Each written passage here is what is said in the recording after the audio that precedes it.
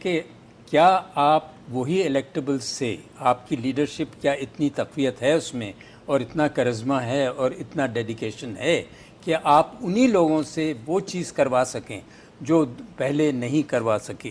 اور دوسری بات یہ ہے کہ اگر آپ نے سٹیٹس کو تبدیل کرنا ہے تو سب سے پہلے تو آپ نے اپنے ہی لوگوں کا جو سوچ ہے اس کو تبدیل کرنے کی ضرورت ہے.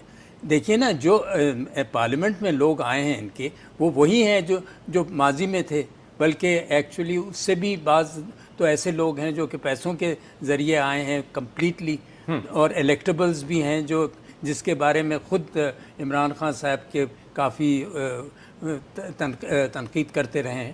تو میرا کہنے کا مقصد یہ ہے کہ دیکھنا یہ ہے کہ کیا وہ ان پر حاوی ہو سکیں گے، کیا ان کی جو سوچ ہے وہ اس کو پریکٹیکل شیپ دے سکیں گے عمران خان صاحب، اور کیا یہ لوگ کوآپریٹ کریں گے. اس لیے کہ ان کی جو بنیاد ہے الیکشن کی، الیکٹ ہونے کی، وہ ہے پیٹرنیج. یعنی مطلب یہ ہے کہ آپ ایک لحاظ سے وڈیرے ہیں یا آپ کا بڑا انفلوئنس ہے.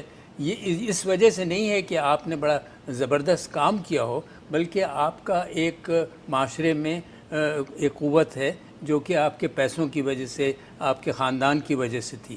تو اس کو توڑنے کے لیے میرے خیال میں کیا جو میسج ہے اور جو ان کی کاوش ہے عمران خان کی، کیا یہ تبدیل کر سکتی ہے.